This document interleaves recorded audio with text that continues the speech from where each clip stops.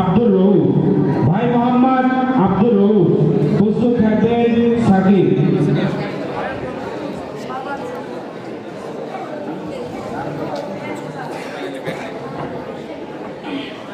السلام عليكم ورحمة الله وبركاته. نحمده ونصلي على رسوله الكريم.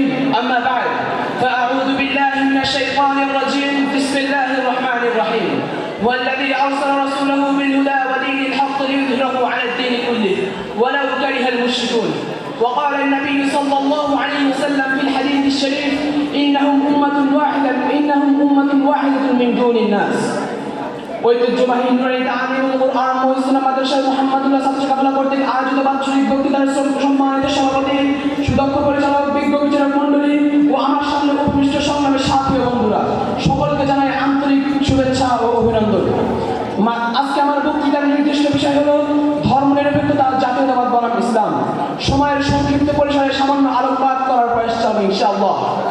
মুহতারাম হাজিরিন, মুসলিম উম্মাহর এমন ক্রান্তি লগ্নে আমি আপনাদের সামনে উপস্থিত হয়েছি যখন বিশ্বের প্রতিটি মুসলিম রাষ্ট্র ধর্মনিরপেক্ষতা, জাতীয়তাবাদের নগদ হয় ছিন্ন বিচ্ছিন্ন। ধর্মনিরপেক্ষতা এমন একটি রাজনৈতিক মতবাদ যা মানুষদেরকে কুফরের দিকে ঠেলে দেয়। আসুন জেনে নেই ধর্মনিরপেক্ষতা কিভাবে মানুষদেরকে কুফরের দিকে ধাবিত করে। ধর্মনিরপেক্ষতা এটি সেকুলারিজম শব্দের শাব্দিক অনুবাদ। ধর্মনিরপেক্ষতার পারিভাষিক অর্থ হলো বাস্তুদ্দিন আনিল হায়াত, জীবন থেকে ধর্মের সংযোগ বিচ্ছিন্ন করে বস্তুবাদ ও ইবাদের ভিত্তিতে জীবন পরিচালনা করা, যার অর্থ দাঁড়ায় প্রকৃতিবাদ, পরকাল বিশ্বাসীতা, ধর্ম বিরোধিতা, যা সুস্পষ্টভাবে কুফরি। মুহতারাম হাজিরিন, বড় আফসোসের সাথে বলতে হয়, আমার প্রিয় মাতৃভূমি বাংলাদেশ 90% মুসলমানের দেশ হয়েও ধর্ম নিরপেক্ষতার ঘৃণ্যতায় জর্জরিত। যেমন গণপ্রজাতন্ত্রী বাংলাদেশ সংবিধানের 2য় ভাগ রাষ্ট্র পরিচালনার মূলনীতি 12 নং খ দ্বারা বিশেষভাবে লক্ষণীয়। সেখানে বলা হয়েছে রাষ্ট্র কর্তৃক কোন ধর্মকে রাজনৈতিক মর্যাদা দান এটা বিলোপ করা হবে। মুহতারাম হাজিরিন, কামাল পাশার নাটক অনুষ্ঠিত কোরআনের কর্তব্য স্পর্ধা, যেখানে ইসলাম বলছে আল ইসলাম ইয়ালু ওয়ালা ইউলা আলাইহি, ইসলাম বিজয়ী কবিদিন পরাজিত থাকার ধর্ম নয়। যেখানে আল্লাহ তাআলা বলছেন ইন্নাদ-দীনা ইনদাল্লাহিল ইসলাম, নিশ্চয় আল্লাহর নিকট গ্রহণযোগ্য ধর্ম হলো ইসলাম। সেখানে তারা সুস্পষ্টভাবে ইসলামের বিরুদ্ধে বিদ্রোহ করে বলতেছে ইসলামকে রাজনৈতিক মর্যাদা দেওয়া হবে না, শরীয়ত আইনকে রাষ্ট্রীয়ভাবে গ্রহণ করা হবে না, ইসলামী শরীয়ত প্রধান নীতি হিসেবে গ্রহণ করা হবে না। আমরা বলতে চাই যে এই সংবিধান ইসলামকে রাজনৈতিক মর্যাদা দেওয়া হবে না, শরীয়ত আইনকে রাষ্ট্রীয়ভাবে গ্রহণ করা হবে না, ইসলামী শরীয়তকে প্রধান নীতি হিসেবে গ্রহণ করা হবে না। বাংলার আক্রমণী দাপতি জনতা এই সংবিধানকে গ্রহণ করবে না। মনে রাখো, সেদিন বেশি করে নয়, যেদিন মুসলমানদের উত্তরসূরিরা ইমাম মাহদির নেতৃত্বে তোমাদের সেকুলারিজমের স্তম্ভকে গুড়িয়ে দিয়ে ইসলামী শরীয়তকে বাস্তবায়িত করবে।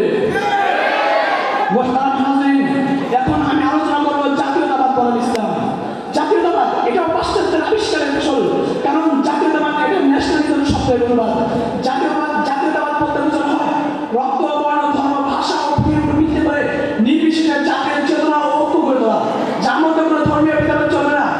জাতীয়তাবাদের একটি ভিন্ন স্লোগান হলো ধর্ম ছাড়া উৎসব সভা। এবং এই জাতীয়তাবাদের কারণেই বিশ্বে 200 কোটি মুসলমান থাকা সত্ত্বেও আজকে পুরো বিশ্বে মুসলমানের নির্যাতিত। কারণ কে বলে আমি বাঙালি, কে বলে আমি আরবি, কে বলে আমি পাকিস্তানি, কে বলে আমি হিন্দুস্তানি, কে আবার বলে আমি কাশ্মীরি, যা ইসলামের সাথে সম্পূর্ণ সাংঘর্ষিক। কেননা মদিনা শরীফের 2 নং ধারায় এসেছে ইন্নাহুম উম্মাতুন ওয়াহিদাতুন মিন দুনিন নাস, নিশ্চয় সব মানুষের মোকাবেলায় মুসলিমগণ এক জাতি। অপর এক জায়গায় রাসূল সাল্লাল্লাহু আলাইহি ওয়াসাল্লাম বলেছেন লাইসা মিন্না মান দাআ ইলা আসাবিয়্যাহ ওয়া লাইসা মিন্না মান ক্বাতালা আলা আসাবিয়্যাহ ওয়া লাইসা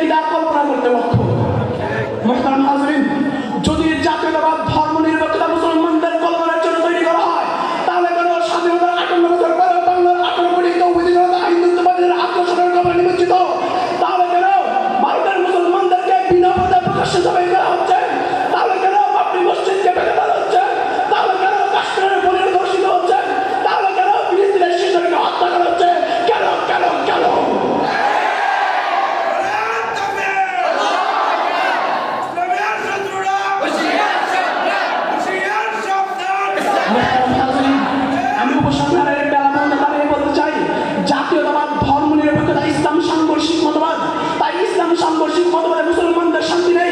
মুসলমানদের শান্তি হলো ইসলামী খেলাফতের মাঝে, ইসলামী শরিয়াতের মাঝে, যার জ্বলন্ত প্রমাণ হচ্ছে আফগানিস্তান। আপনি যদি আফগানিস্তানের দিকে তাকান তাহলে দেখতে পাবেন সেখানে ইসলামী শরিয়া বাস্তবায়নের কারণে কোনো খুনখারাপি নেই, কোনো রাজধানী নেই, কোনো টেন্ডারবাজি নেই, কোনো অশ্লীলতা নেই।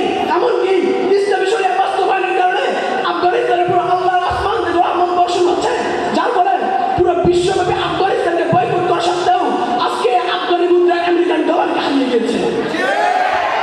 মোহতারাম হাজরিন, তাই সমস্ত মতভেদ ভুলে গিয়ে ঐক্যবদ্ধভাবে জিহাদের ময়দানে ঝাঁপিয়ে পড়ে আল্লাহর জমিনে আল্লাহর দ্বীনকে প্রতিষ্ঠা করতে হবে। যদি আল্লাহর জমিনে আল্লাহর দ্বীনকে প্রতিষ্ঠা করতে রক্তের প্রয়োজন হয় তাহলে রক্ত দেব, তবু আল্লাহর জমিনে আল্লাহর দ্বীনকে প্রতিষ্ঠা করে যাবো। মোহতারাম হাজরিন, আল্লাহ যেন বাংলার জমিনে জাতীয়তাবাদ এবং ধর্ম নিরপেক্ষতার কবর রচনা করেন এবং এই বাংলার জমিনে এবং পুরো বিশ্বে ইসলামী খেলাফত প্রতিষ্ঠা করেন। وآخر دعوانا الحمد لله رب العالمين. السلام عليكم ورحمة الله.